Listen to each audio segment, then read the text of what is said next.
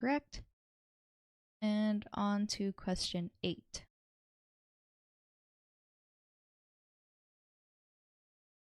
How would you find the molar enthalpy of vaporization for a substance? Given 3.21 moles of the substance absorbs 28.4 kilojoules of energy as heat when the substance changes from a liquid to a gas. Okay, so let me define the molar enthalpy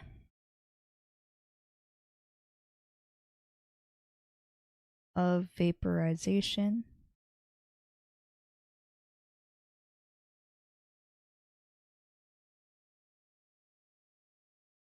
So it can be denoted as delta H vap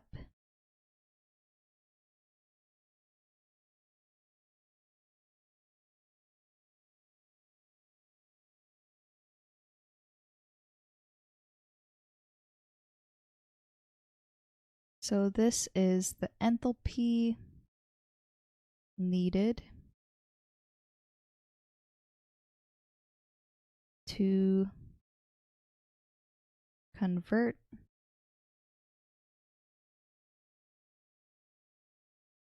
from a liquid to a gas or a substance.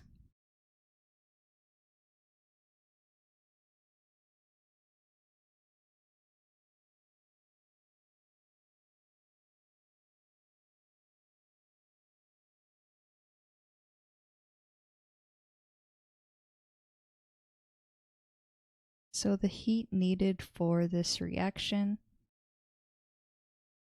can be expressed using an equation where Q is equal to N times the delta H vap. So like I mentioned earlier, Q is for the heat and N is for the number of moles in the substance.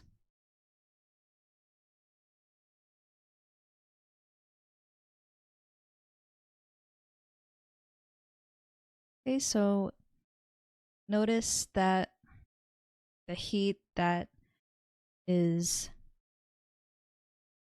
absorbed depends on how many number of moles of the substance that you have. And if you divide Q by the number of moles, then we can get the delta H vap of a particular substance, which will be the same no matter how many number of moles you have. So let's rearrange this equation so that we can solve for the molar enthalpy of vaporization for this particular substance. So we'll rearrange it so that it is delta vap is equal to Q divided by N. So now let's sub in the values that they gave us in the question. So it is 28.4 kilojoules.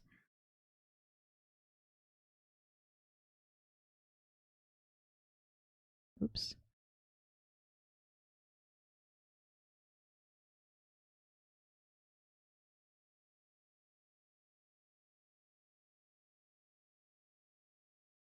And then divided by the number of moles, which is 3.21.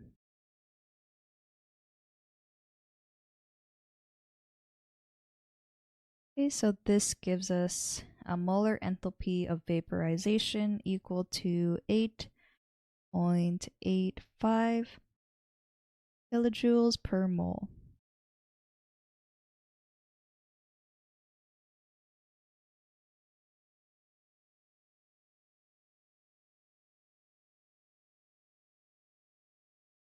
Okay, so let's see what the junior tutor said. The molar enthalpy of vaporization of a substance is the enthalpy needed to change the liquid phase into the gas phase of the substance.